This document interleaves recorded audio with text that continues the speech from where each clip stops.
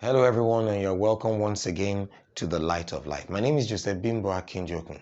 In the last episode, we started a teaching series titled The Restoration of All Things. It was the introduction that we did the last time, and we're able to establish that the bulk of the work that God is doing on earth here with men is restoration.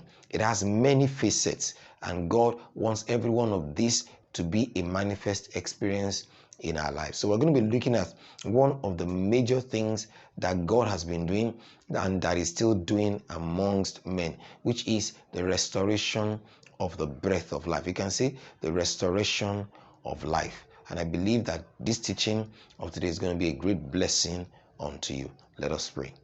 Thank you, Father, for your truth that we're about to receive. Thank you for your life that is in your word that illuminates our pathway in destiny. Speak to us, Lord, in the language that we can understand. In Jesus' mighty name, we have prayed. Amen. Praise the Lord.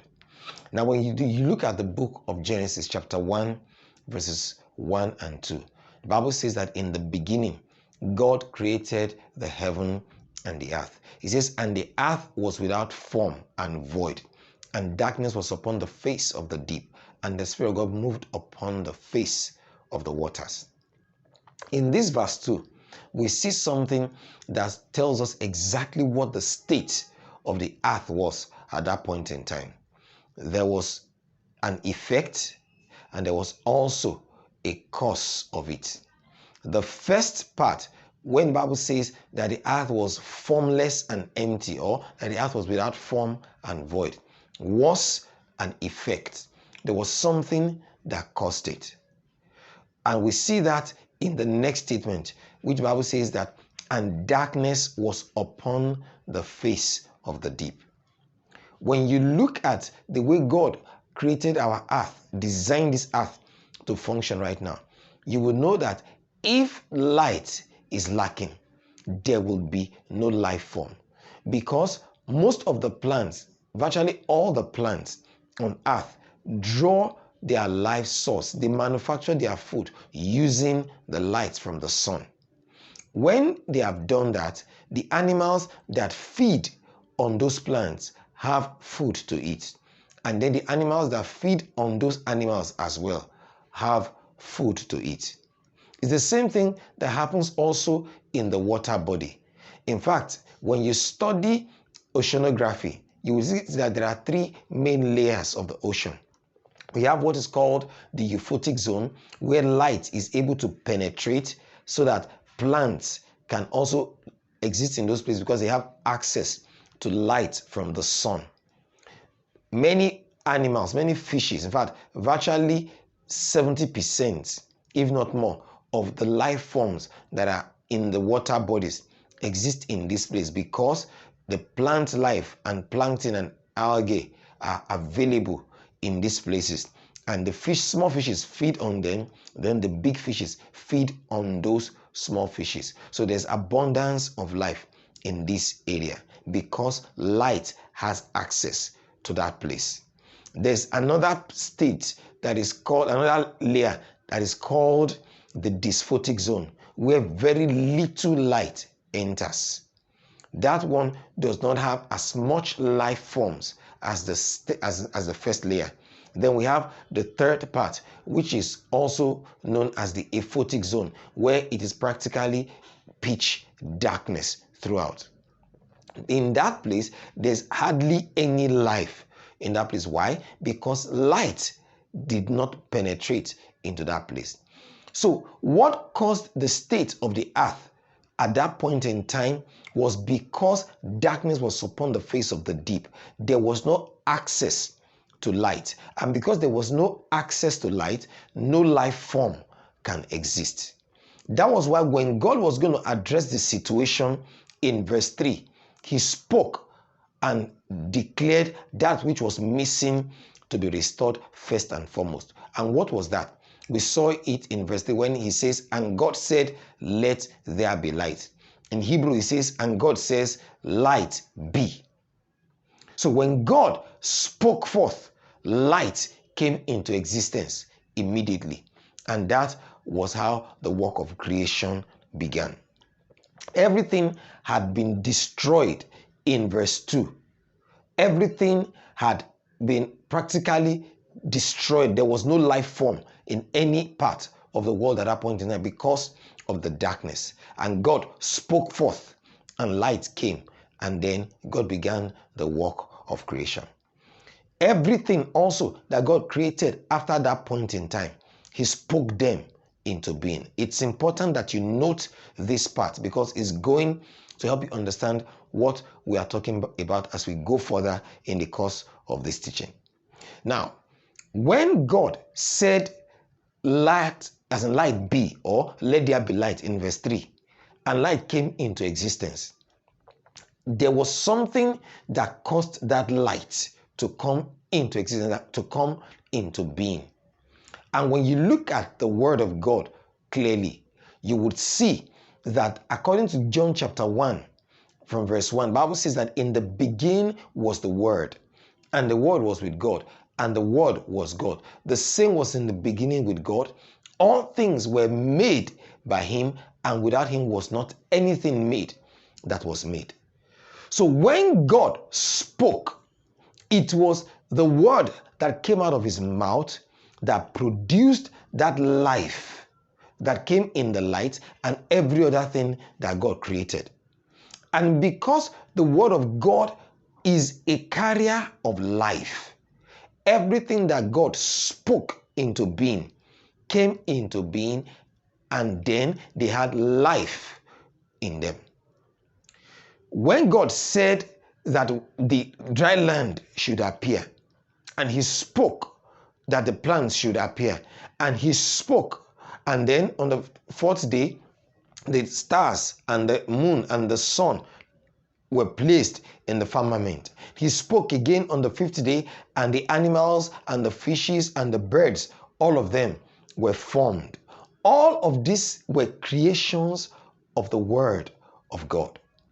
And the Bible tells us something when Jesus Christ was speaking in John chapter 6, verse 63. He says, it is the spirit that quickens. He says, the flesh profits nothing. The words that I speak unto you, they are spirit and they are life. Therefore, every time God spoke something into being, that thing has both spirit and life in it. When God spoke, all the creations that were formed as a result of the word of God had both spirit and life in them. Whether they are plants, whether they are animals, whether they are birds, even the sun, the moon, the stars, every single one of these things have life in them. Why? Because the word that produced them is a life-giving word. So everything that God created had life. The same thing happened when God was creating mankind. Note that everything God created in Genesis, He spoke them into being. He did not have to use His hand because God is a spirit. Therefore, if all things were made by the word, including man, it therefore means that when God spoke man to being, man too had life and spirit in him.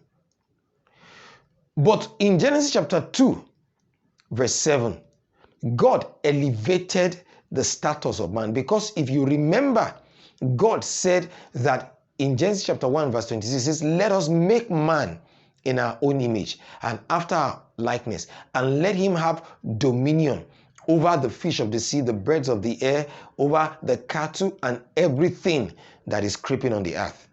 God's design is that man would not be at the same level with everything that He created that has life and spirit in them. He wanted man to have more than everything that these other ones have. That was why after God formed man by His word, He also breathed what is called the breath of life into man. It is this breath of life that made man different and superior to every other thing that God created. If you look at it, Many people in the occult understand this thing. They know that everything that God creates has life in them. Everything that God created has spirit in them.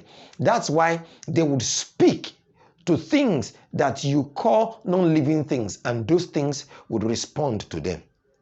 That's why they can speak to rocks. Even our Lord Jesus Christ tells us clearly, he said, if you will believe and not doubt in your heart, and you will speak unto this mountain and say, be thou removed and be cast into the sea, and you will not doubt in your heart, you will have whatever it is that you say. Why? Because that mountain has the capacity to hear you, because there is life in it. Why? Because it is a creation of the word.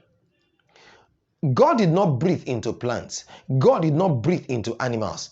They have life in them.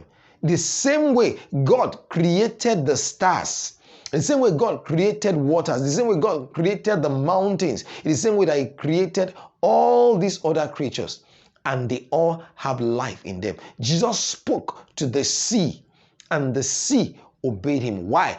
Because it's a creation of the Word of God, and therefore it has life and spirit in itself. When God spoke to Moses and told him to speak to the rock, and that the rock would bring water out, God said that because He knew that that rock was a creation of His, and therefore it has the capacity to hear, because there is spirit and life in it. It is a product, a creation of the Word of God, and therefore it can hear. But when it came to man, God did not just speak man into forming him alone. God put the breath of life in man. What is this breath of life? When you look at the word breath, you tend to think that it's talking about God breathing air, just like we breathe in oxygen and then breathe out carbon dioxide. But when you understand that God is a spirit, you will know that His life is not sustained by breath. But just like the breath in us, the air in us, is what sustains our life. It is that which makes man stand. If breath is removed from a man, if a man is unable to breathe, that man automatically dies. In the same way, that breath of life, what is called the breath of life, or in Hebrew, ruach, is that part of God that is sustaining him. When I use the word sustain, I'm not saying it lightly in the sense that it's the thing that is holding God up. No, what I'm trying to say is that when we say the ruach, it is the breath of God, the form of the life of God, that which is in God Himself, is what God put in man, so that man can have his form and his likeness, because that was the original plan. So, by man receiving the ruach of God, the breath of life, man became a living soul. He moved as in a step higher than every other thing that God created, so that he can dominate him. He has not just spirit and life, being a creation of the Word of God. He now has the breath of life in him that made him superior to everything that God created. Now, this breath of life, this ruach of God, has two major attributes. Remember, I told you that it is God Himself, the life of God, being put in man. So, when we are talking about the two major attributes of this ruach of God, for you to understand it, look at the book of Romans chapter 1, verse 21, when it talks about the invisible attributes of God. It talks about His divine nature and His eternal power, or what you can call His eternal abilities. So, two parts of it: His divine nature and His eternal abilities. Note the word eternal. These two was what God put on the inside of man that made him function in the class of God when he was in the Garden of Eden. That was why God could bring everything that he had formed to man to hear what man would call it. And man called it exactly what God had in mind. I told you in the last teaching that when Adam called those animals those things, it wasn't that God was saying, you name them. Whatever you name them, I'll be satisfied with. No. God brought those things. It was like what God had tested, what God had created. He was doing a test of it to see how it is functioning in line with what he himself intended for man to function, with how he intended man to function. And man did exactly as God expected, calling those things the exact name that God intended that they should bear. The same with Eve, because God intended that that was going to be his wife, that was going to be the woman. And Adam called the woman that same name as well. So man was functioning like God as a result of the breath of life that was in him, having those two major attributes. Note the nature of God, that's the divine nature of God, and then the abilities of God, that is eternal power functioning on the inside of him. But when we get to Genesis chapter 3, something sad happened. Man disobeyed the instruction of God. As a result of this, something that God warned him will happen happened, and that was that man died. There is a spiritual law that God reveals to us through Apostle Paul in the book of Romans chapter 6 verse 16, that whosoever you yield yourself to obey, you become servants of that person. Therefore, when Adam was listening to the instruction of God, he was carrying the nature of God because he was subject to God. The authority over him at that point was the word of God, was God himself, the nature of God and the power of God being on the inside of him. But when he decided to disobey God, he subjected himself to a different spirit. And the life of God in him, that breath of life in him, cannot be subject to any other force apart from God. That was why immediately he obeyed that instruction, that leading by Satan. The breath of life left him instantly. Why? Because the nature of God, remember I told you that that breath comprises of the two major attributes of God, the invisible attributes of God, the divine nature and then the eternal power of God. And that cannot be subject. It's like God himself. It cannot be subject to any other power outside of God. And that instantly left him. As a result of that, man now became subject to a new power, to a new spirit that he had now paid attention to. Remember, the Bible says that to whom you yield yourself to obey, you become servant unto that person. So man at that point in time became subject to Satan. And what are the two major attributes of this Satan? Number one is sin, the sinful nature, which is opposite of the divine nature.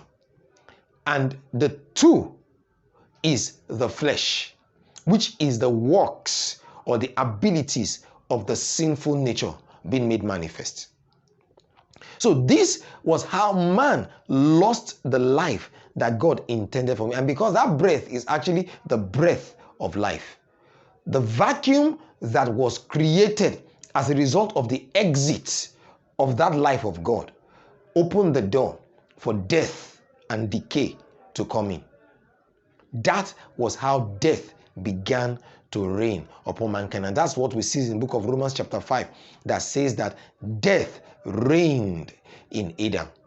Even up until now, all those who are born of a woman that have not given their lives to Christ, it is still death that is reigning upon them. Why?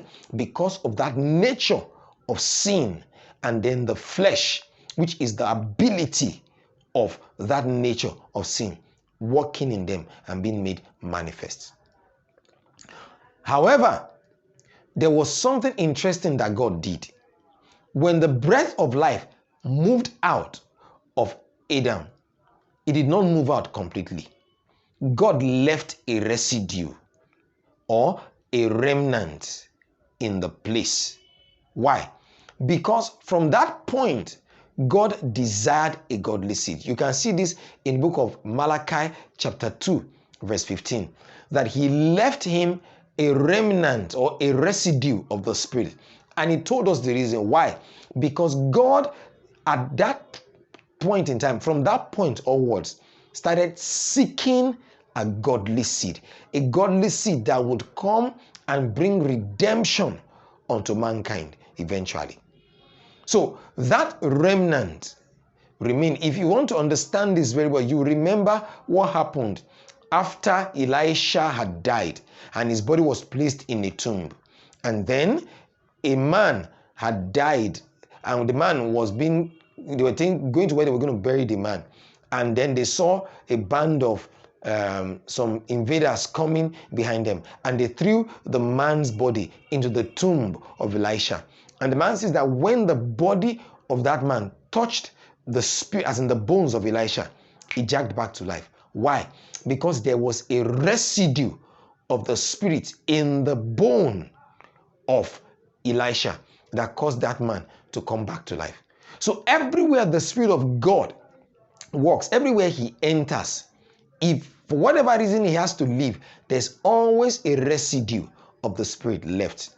We see this in the life of many of our men of God today when they go into a place, and some people tell you that they sit on the place where they sat before and then they experience a certain deliverance because there's a residue of the Spirit that was left in that place. I was speaking concerning aprons taken away from the body of Apostle Paul and was taken to people who were sick, and demons were cast out, and those who had diseases were healed, lepers were cleansed, because it was the residue of the Spirit that was working, because that thing had contact with Apostle Paul. So the residue of the Spirit that God left in mankind is what is still causing man to be alive today. Every man that is born of a woman has that residue of the Spirit till now. Why? Because God seeks a godly seed from everyone that is born. God is still looking for that godly seed in the children, because the Bible says that a seed shall serve him and it shall be counted for a generation. God wants a set of people who will, of their own free will, seek to serve him and love him with the whole of their heart. Some other time we'll talk about that. Now, as a result of this sinful nature coming into man with all its manifestations, God needed to rescue man. And for man to be rescued, God needed to return or restore that which was missing. What was it that was missing? It was the breath of life that exited. That's why Christianity is not a religion. It is God restoring mankind to what he originally intended that man should be, a carrier of his life. So when God sent Jesus, he came with the fullness of God. He came with the fullness that God intended for us at the beginning. Why? Because he's the last Adam, the one that had everything that God had. That's what the Bible tells us in the book of John chapter 1 verse 14. It says, and the word was made flesh and dwelt among us, and we beheld his glory, even as of the only begotten of the Father, full of what? Grace.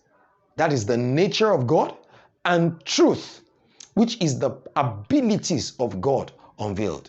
Remember, I told you that there are two major parts of this breath of life. And the Bible now says that, and of his fullness have we all received grace upon grace. He did not come with a remnant. He did not come with a residue. He came with the fullness of God. so that we can partake of that fullness. Because God's desire is that that fullness will be passed from generation to generation. That was his original intention. So Jesus came with the fullness of life, with the fullness of the breath of life, and he came to give it to everyone that accepts him as Lord and Savior.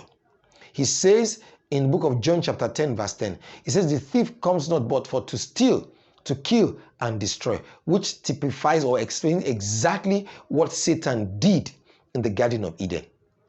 He now says, but I have come that you may have life, that life that was lost. And he says that you may have it more abundantly. That is not just the residue, not just a top up, but the fullness of everything that God intended for man at the beginning is what Jesus Christ came with. He says in John chapter 3 verse 16, for God so loved the world that he gave his only begotten son, that whosoever believes in him should not perish, but have everlasting life. That life that was lost at the beginning is what Jesus Christ came to give. He says in the book of John chapter 14 verse 6, he says, I am the way, the truth, and the life. No one can come to the Father except by me. He's the only one that can give eternal life.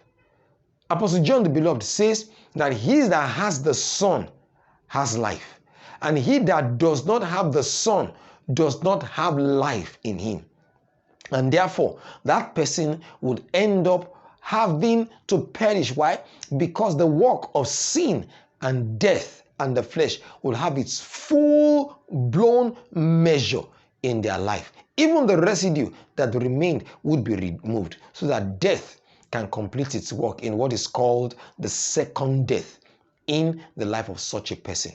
Jesus Christ therefore came as the rescue plan of God for mankind. He came to restore that which was lost at the beginning, that is the life of God. That is why there is no alternative to him. There is no option B. It is only Jesus that can provide that which was missing. He is therefore the author of life, and all things that are dead come back to life because of him. I'm charging you today, if you are listening to this teaching and you have not accepted Jesus as your Lord and Savior, I'm telling you categorically that what you are carrying is the sinful nature, with the flesh, the works of the flesh being made manifest in you. And what is awaiting you is nothing but the second death. But if you would accept Jesus as your Lord and Savior, you can have that life, and that life will turn things around for you. The question is, do you want to have that life? I urge you today to make that decision and accept Jesus as your Lord and Savior. If you'd like to do that, please say this prayer after me. Lord Jesus, you are the giver of life. I accept you as my Lord and Savior. I receive the life that you came to give so that I can be free from the power of sin and death. Thank you. In Jesus' mighty name, I have prayed. I urge you today, if there's any area of your life that you think that, or you are experiencing the work of death, I'm going to speak the word of life into you right now. And I want you to receive it by faith and see the power of resurrection come into effect in your life. Whatever that situation is, I want you to just focus on it on your mind right now as I pray. Father, you are the giver of life. I come concerning the matter that is facing this brother or this sister right now. Every area where death is reigning, I speak life now in the name of Jesus.